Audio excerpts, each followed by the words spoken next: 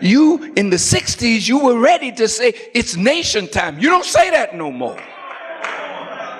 Because you have been deceived into thinking that inclusion into this is your salvation. This that you want to be included in has no future. None. Now, I'm going to shock you, but it's all right. Because I am from Elijah Muhammad. He's a guide and a warner for us. And I can't play with you and play with your lives and talk sweet things to you to lull you to sleep in a dangerous time.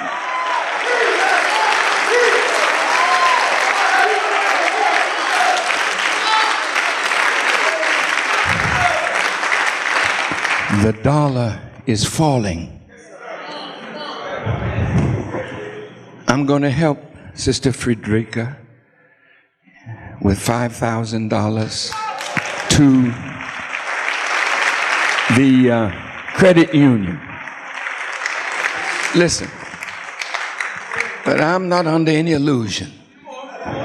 Spend it while you can. Because right now, they're jumping on my brother for the stimulus program. These are $1 bills, thank God.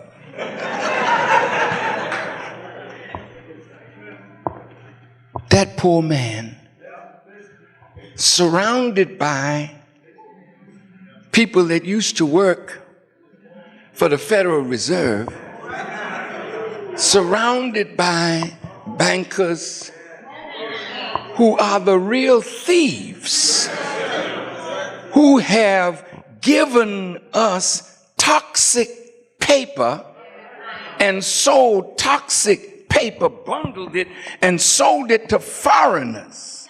You think you're paying your note to your bank, but your bank is receiving your money for a third party that you don't see. And the toxic paper had brought the financial institutions, not of America, but of the world, down. So under the Bush administration, the head of the secretary of what? Treasury. What's his name?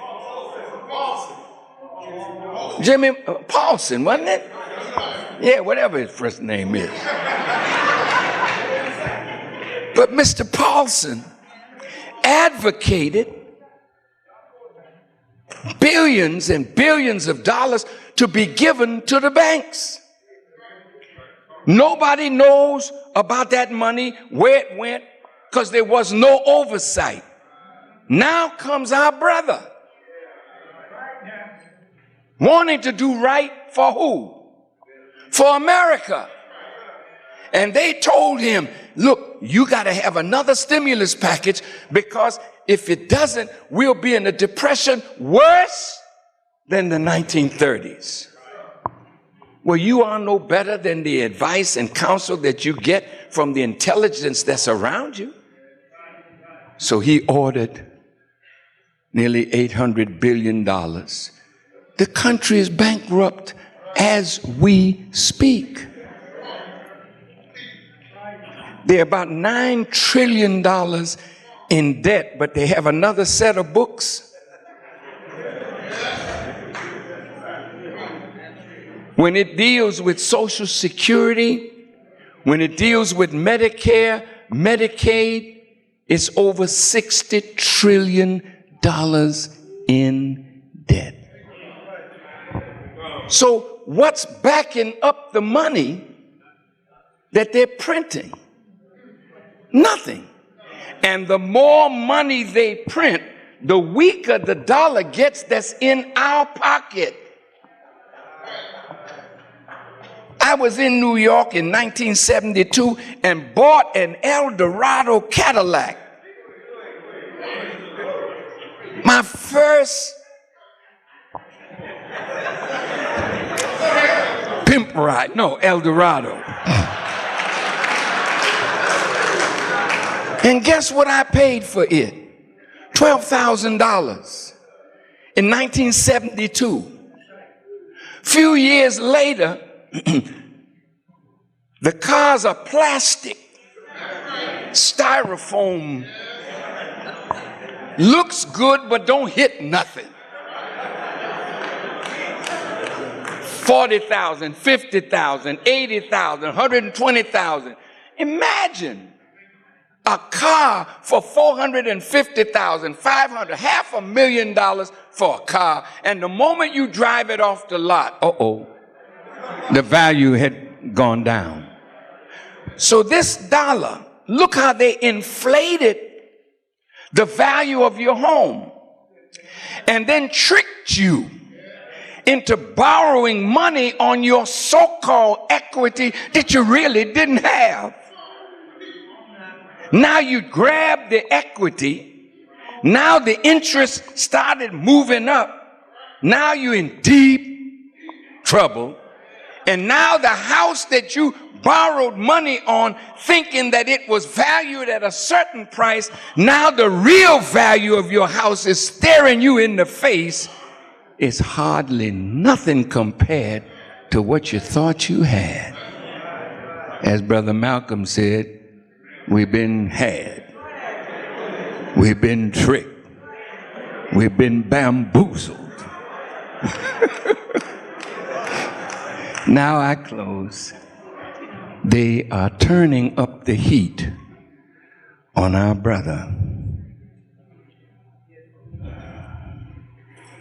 All of the members of all of the Jewish organizations went to the White House and met with President Obama in the Oval Office.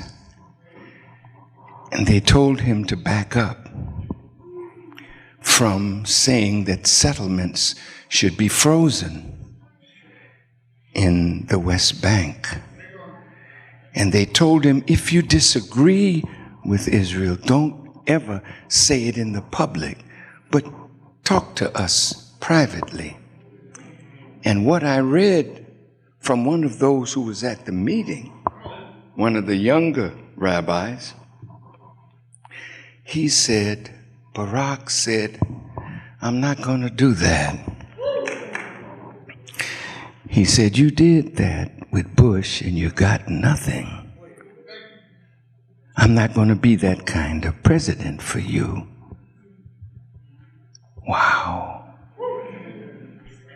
When they left that meeting, from that day, I wish I knew the exact day so you could watch the calendar of events, how the media, and they started hooking this thing about he ain't born in America, he's an African, you know. See? He's the president. Look how they're talking about him. Do you have a chance? See, if you hope for that from them, watch him. Watch what they're doing to our brother.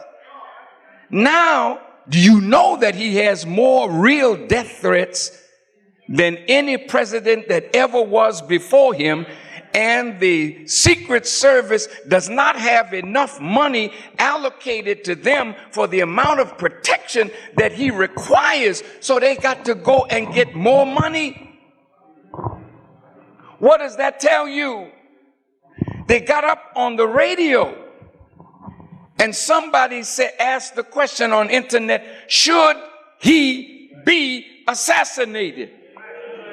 You can't slumber while people are talking like this, because this has serious implications for all of us. One white Baptist preacher was offering precatory prayers. When I heard precatory, I never heard that word before, so I grabbed my dictionary. I said, oh, this man said he's praying for the death of Barack Obama. And as you see the hatred building, now it's building in the media, but in the inner cities. See, there are good policemen, but there are also those that will take out on black people, their anger over a black man being in the White House.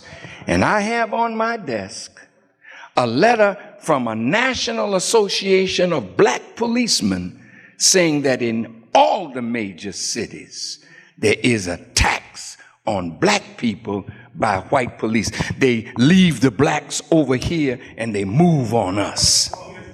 Now, I might ask you a question. Some of us were around when Dr. Martin Luther King was assassinated. 100 cities were set on fire.